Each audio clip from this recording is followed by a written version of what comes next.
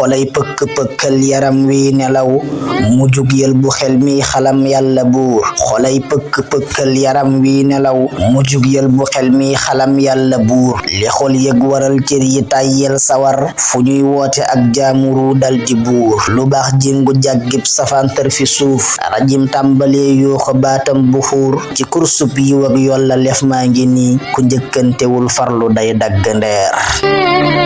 ganug mbigte giñ nam mu mooy bëgg ñëw ñu teertoo ko luy yëngalaat yuuri yuur ganug gaañu baax ñeeg ña di awliya ganug cam su dëgmal safaan faf ca nuur ganug bépp jullit bu daaral ngëmam ganug alquraanul karim weeru koor ki ay lool ci amnistie bàkkaari nit ku koy sànni lay carte coonaam du réer shahru ramadan amul ay dialogue pas di xëccoo ci dat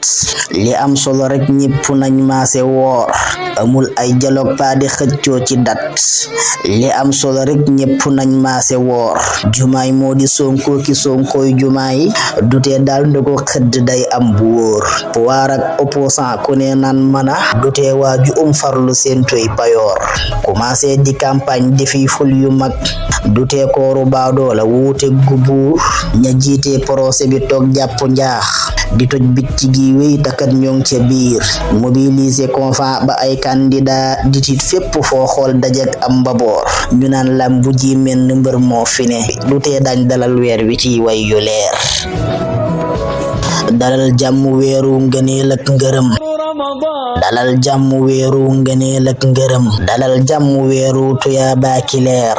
dalal jàmm weeru jëf ak jiitu raw dalal jàmm weeru njub ak laaya biir dalal jàmm yaa xayra dayfin ata danga dil si wal fekk réew maa ngi riir dalal jàmm yaa xayra dayfin ata danga dil si waat fekk réew maa ngi riir te ay xew-xewam moom du wees politique ku koy topp boo wattuwul yegg teer na ngeen topp Baay Seex mu leen koy wayal ci ay faa'ilaatom ya taaroo ni or ni man jënd meeg njaay mi moo may sonal te kiliyaan yi lay jëm digal bépp boor Badiane ak Touré soppi nañ métier mi